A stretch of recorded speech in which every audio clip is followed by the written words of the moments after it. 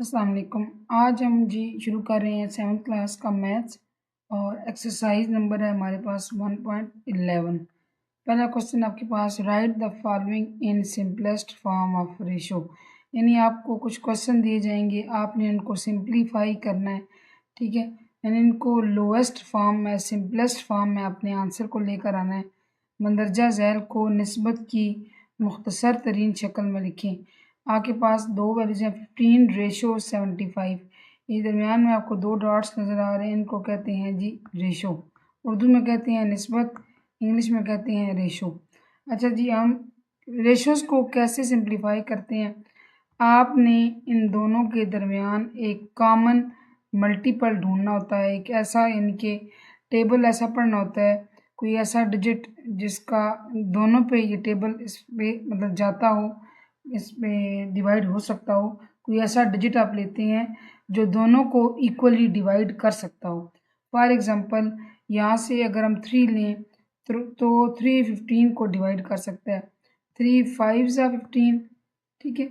और 75 के लिए यहाँ आपके लिए, आपके आसानी के लिए 3 2 ज़ा 6, 7 - 6 1, 5 आप नीचे उतारेंगे, 3 5 ज़ा 15, ठीक है जी।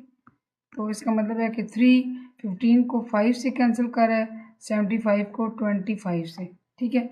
इसके बाद आप उस वक्त तक ये करते रहते हैं जब तक सिंपलेस्ट फॉर्म नहीं आ जाती, या उस वक्त तक जब तक आपके पास मज़ीद कोई डिजिट डिवाइड नहीं करने वाला रहता, ठीक है।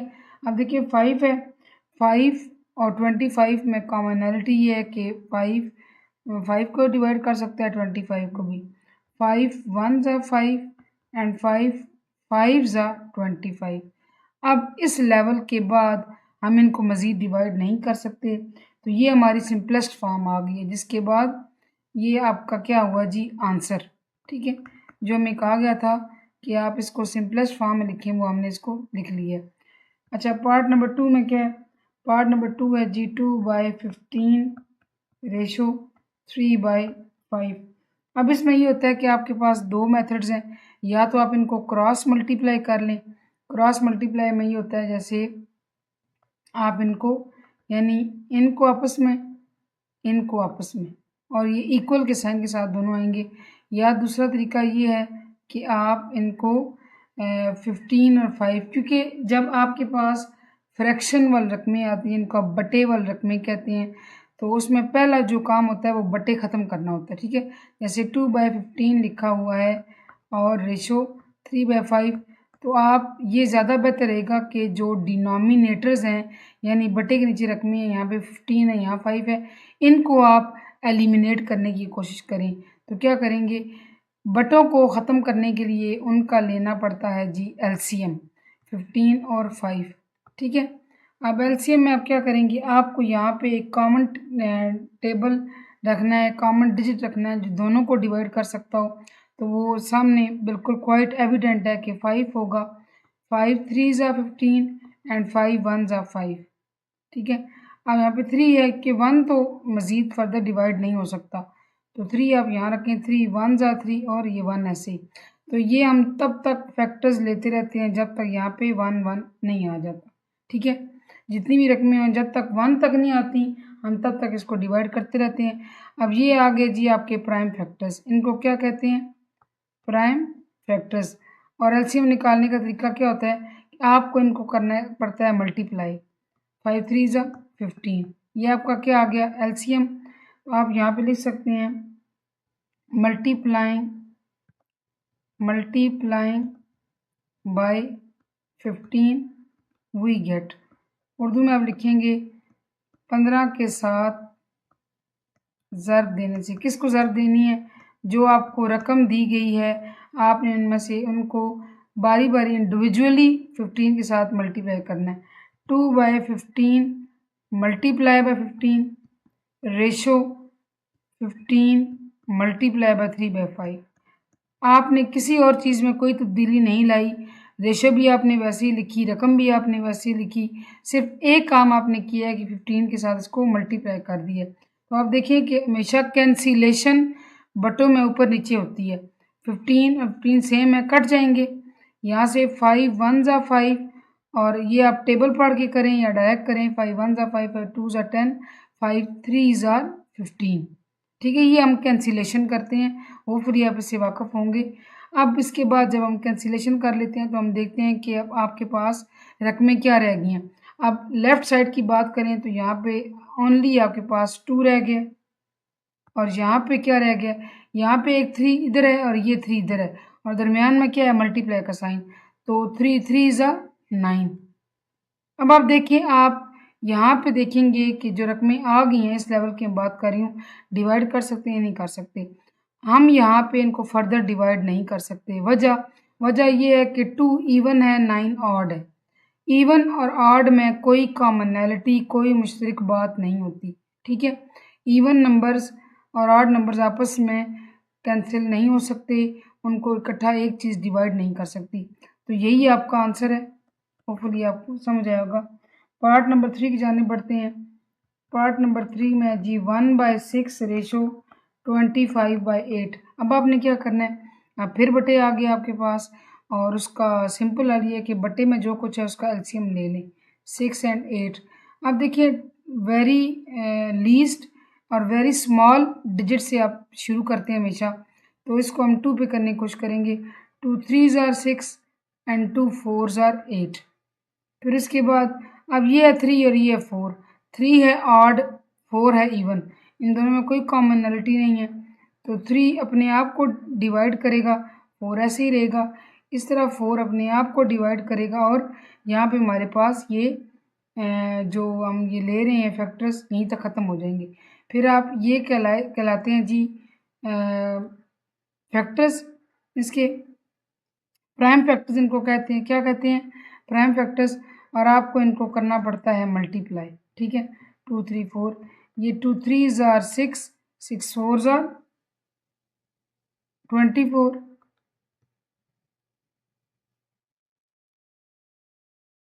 क्वेश्चन है जी आपके पास 1/16 रेशियो 25/8। अब आप क्या करेंगे, आपको फिर वही स्ट्रेटजी इस्तेमाल करनी पड़ेगी। सिंपल आपको बट्टे ख़त्म करने पड़ेंगे। तो बट्टे ख़त्म करने के लिए आपको क्या करना पड़ता है, बट्टों की जो रकम होती है उसका एलसीएम लेना पड़ता है, 16 और 8। ठीक है, अब आप बहुत बेसिक डिजिट से शुरू करते हैं, तो अगर यहाँ पे मैं 8 ही करूँ, क्योंकि 8 इसको भी डिवाइड करेगा, 8 2 16 और 8 खुद को भी करेगा। ठीक है, फिर 2 है तो 2 1 ज़ा और 1 ऐसे ही। ठीक है, तो हम तब तक करते रहते हैं जब तक कि यहाँ पे सारे 1 1 नहीं आ जाते। अब ये आपके कहलाते हैं प्राइम फैक्टर्स। में हर क्वेश्चन में आपको बताऊंगी ताकि आपको ये बात ज़हन नशीन हो जाए। ये आपके कहलाते हैं प्राइम फैक्टर्स। इन्हें क्या कहते हैं, प्राइम फैक्टर्स, और इनको आपको करना पड़ता है मल्टीप्लाई, और ये जो मल्टीप्लाई का रकम आती है ये आपका कहलाती है एलसीएम। क्या कहलाती है, एलसीएम। अब आपको क्या करना पड़ेगा, आपको मल्टीप्लाइंग, जैसे पहले क्वेश्चन में आपने किया, मल्टीप्लाइंग ऑल टर्म्स बाय 16, 16 के साथ ज़र्ब देने से, तो अब आपके पास रकम थी 1/16, आपको इन दोनों को इंडिविजुअली 16 के साथ ज़रब दे देंगे, रेशो, और सेकंड रकम है जी 25/8, 16 मल्टीप्लाई बाय 25/8। अब आप क्या करेंगे, अब जहाँ जहाँ कैंसिलेशन हो सकती है वहाँ वहाँ कर लें। 16 और 16 कैंसिल हो गए, यहाँ पे क्या रह गया, यहाँ पे जिस के पास 1 रह गया। इस तरह 8 1 ज़ा 8 2 ज़ा। ठीक है, तो 25 और 2 रह गए, और दरमियान मल्टीप्लाई हो रहे हैं। 25 2 ज़ा 5 2 ज़ा 10, 0 लगा, 1 कैरी, 2 2 ज़ा 4 और 1 जमा किया इसमें 5 50। अब देखें, अब आप इनको फर्दर डिवाइड नहीं कर सकते, यहीं तक ये होता है जी। और ये आपका क्या है आंसर। पार्ट नंबर 4 की जाने बढ़ते हैं। पार्ट 4 में आपके पास है 2/15 रेशो 3/5। अगेन जैसे हमने ऊपर 2-3 क्वेश्चन किए वैसे ही ये क्वेश्चन है। आपको क्या करना पड़ेगा, 15 और 5 का क्या निकालना पड़ेगा, एलसीएम। क्यों, ताकि अपने बटे आप ख़त्म कर सकें। 5 1 ज़ा 5, 5 2 ज़ा 10, 5 3 ज़ा 15, और 5 1 ज़ा 5। यहाँ पे अब 3 रह गया, 3 अपने आप को डिवाइड करेगा, 3 1 ज़ा 3 और ये 1। हम उस वक्त तक ये करते रहते हैं जब तक ये 1 1 नहीं आ जाता। ये आपके प्राइम फैक्टर्स हैं, इनको आप करें मल्टीप्लाई, आपका एलसीएम आ जाएगा 15। तो आप यहाँ लिखेंगे मल्टीप्लाइंग बाय, एलसीएम लिख लें या मल्टीप्लाइंग बाय 15 लिख लें। 15 से 15 से ज़र देने से, तो 15 मल्टीप्लाई बाय 2 बाय 15, आपने जो रकम दी हुई थी उनको बारी बारी 15 के साथ मल्टीप्लाई कर दिया, बाकी आप कोई इसमें चेंजिंग नहीं करेंगे। 3 बाय 5, आप देखिए 15 और 15 कैंसिल हो गए। यहाँ से क्या रह गया आपके पास, यहाँ से अकेला आपके पास रह गया 2। रेशो 5 1 ज़ा 5, 5 3 ज़ा 15 और 3 और 3 आपके पास जो है वो रह गए हैं, दरम्यान में मल्टीप्लाई का साइन है, 3 3 ज़ा 9। अब आप इसको फर्दर डिवाइड नहीं कर सकते, मज़ीद इसको कैंसिल नहीं कर सकते। वजह ये है कि 2 इवन है, 9 ऑड है, और इवन और ऑड नंबर हों दोनों में कोई कॉमन चीज़ नहीं है, कॉमनैलिटी किसी किस्म की नहीं है। ये हमारा आ गया आंसर। इसके बाद आपके पास पार्ट नंबर 4 हमने किया है, अब हम करेंगे part number 5। Part number 5 is quite different. How, कि आपको यहाँ दिया गया 5 kg एंड 500 ग्राम। सबसे पहले ये बात समझ लें कि केजी बड़ी रकम होती है और ग्राम छोटी रकम होती है, ठीक है। केजी बड़ी रकम है, ग्राम छोटी रकम है। 1 kg के अंदर 1000 ग्राम होते हैं, 1 kg में 1000 ग्राम होते हैं, ठीक है जी। तो जब आप किसी भी रकम जो केजी में हो उसको ग्रामों में तब्दील करना चाहें तो आपको 1000 के साथ मल्टीप्लाई करना पड़ता है। यानी आपने रकम एक जैसी बनानी है ना, ये केजी में है, ये ग्रामों में, तो बेहतर ये है कि हम इस केजी वाले को भी ग्राम में कर लें। तो 5 kg को आप अगर ग्राम में करना चाहें तो आपको 5 को मल्टीप्लाई करना पड़ेगा 1000 के साथ। तो 1000 multiply by 5, 5000 gram.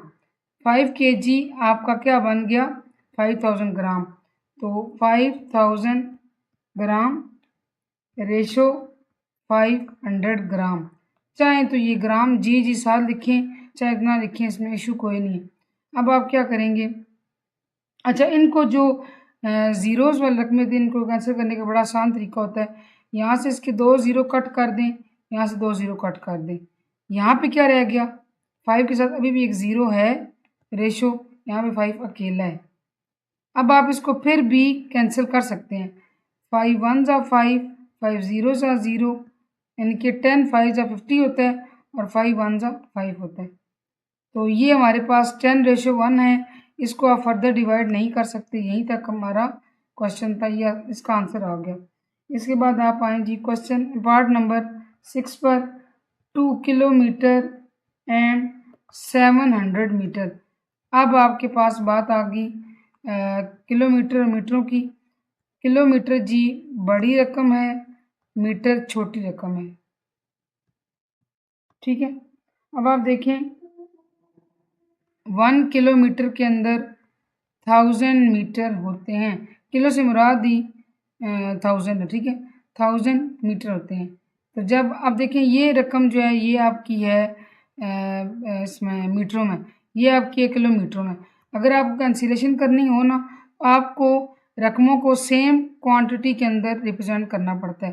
For example अगर ये किलोमीटर है ये मीटर है तो ये कैंसिल नहीं हो सकती, हमें इनको सेम में लाना पड़ेगा। और उसमें से आसान क्या है कि आप बड़ी को छोटी में कन्वर्ट कर लें, किलोमीटरों को मीटरों में ले आएँ। तो ये ऑलरेडी मीटरों में है। 2 किलोमीटर है तो इसको अगर आपने मीटरों में लाना है तो 2 को मल्टीप्लाई करना पड़ेगा 1000 के साथ। इसका मतलब है कि 2 किलोमीटर बनता है 2000 मीटर, यानी 2000। और चूँकि रेशो करनी है तो इस एंड या और का मतलब रेशो है, हम रेशोज़ को निस्बत को मुख्तसर कर रहे हैं। और ये जी 700। अभी मैंने साथ मीटर नहीं लिखा था कि आप इसमें कंफ्यूज ना हो। बहरहाल दोनों क्वांटिटी सेम है और ये मीटरों में। अगेन जिन रकमों के एंड पे ज़ीरोज़ आते हैं उनको कट करना, कैंसिल करना इज़ क्वाइट ईजी। 2 जीरोज आप यहाँ से कैंसिल करें, 2 जीरोज यहाँ से कैंसिल करें, यहाँ के पास आ गया 20 एंड रेशो 7। अब हम फर्दर डिवाइड नहीं कर सकते, वजह ये है कि 7 आपके पास ऑड रकम है एंड 20 आपके पास इवन है। और मैं ये बात आपको पिछले 2 क्वेश्चन में बता चुकी हूँ कि इवन एंड ऑड रकमों के दरमियान किसी किस्म की कॉमनैलिटी नहीं होती। सो 20 रेशो 7 इज़ आवर आंसर। ठीक है जी। इसके बाद आ जाएं पार्ट नंबर 7 की जानिब। पार्ट 7 में है जी 8 वीक्स एंड 14 डेज, यानी वीक्स होते हैं हफ्ते, डेज होते हैं दिन। आपके पास 8 हफ्ते और 14 दिन हैं। अब देखें एक वीक जो होता है तो क्वाइट इजी, आप सबको जरूर पता होगा, उसमें 7 डेज होते हैं। कितने दिन होते हैं जी? 7 डेज। तो अगर आपने 8 वीक्स को डेज में लेके जाना है, देखें वीक बड़ी क्वांटिटी है एज कंपेयर टू डेज। ठीक है, एक वीक के अंदर 7 डेज होते हैं। तो हम अगेन इनको सेम क्वांटिटी में करने जा रहे हैं ताकि हमें इनको कट करना कैंसिल करना आसान लगे। 8 वीक्स हैं, 8 को मल्टीप्लाई करना पड़ेगा आपको